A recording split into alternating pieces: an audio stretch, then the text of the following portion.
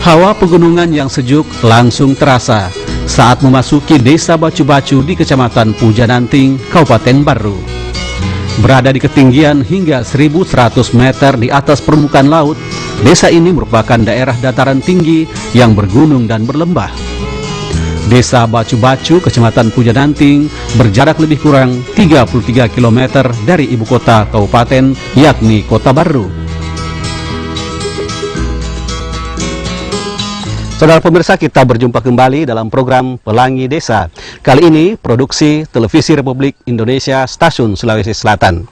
Pelangi Desa kali ini akan kita awali dari Desa Bacu-Bacu, Kecamatan Pujananting, Kabupaten Barru.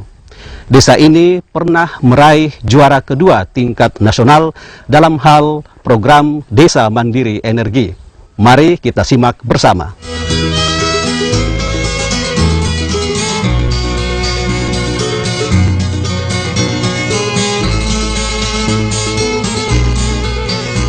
Hampir seluruh warga di desa ini adalah petani yang masih sangat terbatas dalam berbagai hal.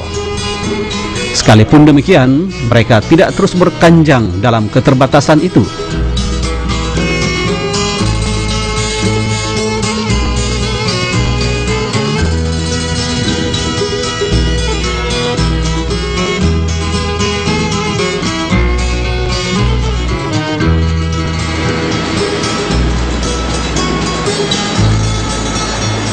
Ketiadaan listrik di desa ini memacu warganya memanfaatkan potensi sumber daya air yang ada untuk diubah menjadi sumber energi listrik. Mereka pun berupaya secara mandiri membuat pembangkit listrik tenaga mikrohidro sejak tahun 2006.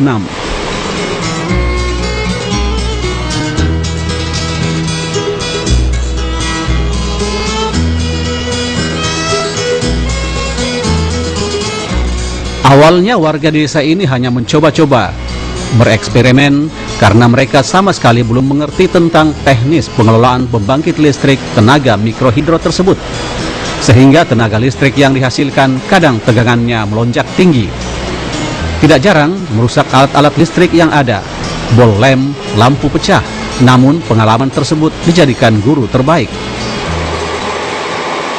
Kadang pula daya listrik yang dihasilkannya sangat rendah tegangannya, sehingga tidak dapat digunakan.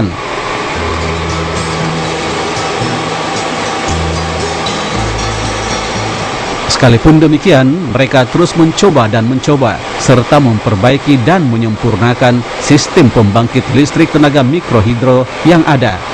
Sehingga 2 tahun kemudian, mereka pun benar-benar mandiri dalam hal penyediaan listrik. Dan pada tahun 2008, Kementerian Energi menetapkan Desa Bacu-Bacu ini sebagai Desa Mandiri Energi dan keluar sebagai juara 2 tingkat nasional. Prestasi tersebut memacu kelompok masyarakat untuk terus mengembangkan pembangkit listrik tenaga mikrohidro yang ada dan saat ini sudah terpasang sebanyak 8 unit PLTMH dengan kapasitas terpasang 88.000 watt yang mampu menyuplai kebutuhan listrik kepada 300 kepala keluarga.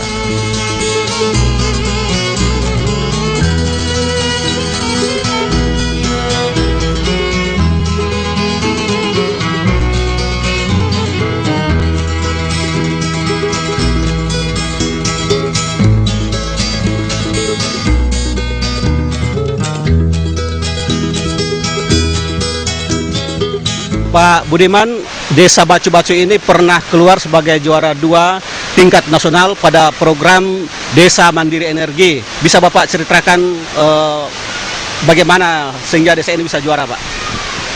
Karena pada waktu itu kami dari masyarakat di sini membuat suatu program, yaitu program pembangkit listrik tenaga air. Ternyata di Desa Bacu-Bacu ini karena sungainya agak begini, banyak jurang, jadi bisa air dipergunakan untuk pembangkit tenaga listrik.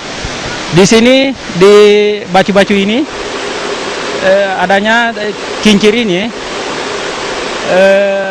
tidak ada bantuan dari pemerintah. Kita swadaya murni dari masyarakat. Jadi pertama-tama tak coba-coba dulu, akhirnya berhasil ini yang pertama, kelompok pertama. Terus kita bikin lagi sampai 10 biji sampai sekarang. Sudah ada 10 kincir sampai sekarang, Pak ya? Sampai sekarang. Berapa rumah tangga yang bisa menikmati listrik dengan adanya pembangkit listrik tenaga air ini, Pak? Sudah sekitar 150 rumah. Kemudian berapa lagi yang masih tersisa yang akan dibangun? Mungkin kita bangun lagi sekitar 3 biji. Karena masih ada sekitar 30 rumah yang belum menikmati listrik.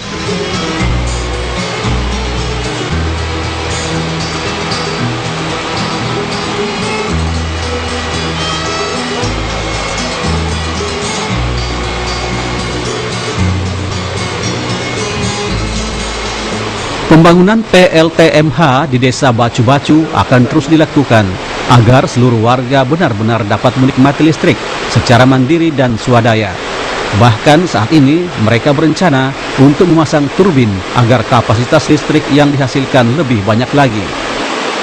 Satu kendala yang dihadapi dalam pengembangan PLTMH ini adalah kurangnya pasokan air di sungai jika musim kemarau tiba, sehingga tidak semua mesin yang ada dapat difungsikan.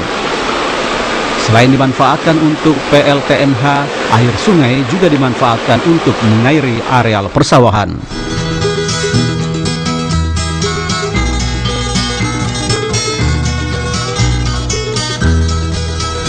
Untuk menjaga dan memelihara PLTMH yang ada, maka setiap rumah tangga yang memanfaatkan aliran listrik dikenakan iuran sebesar Rp10.000 hingga Rp15.000 setiap bulan setiap rumah tangga.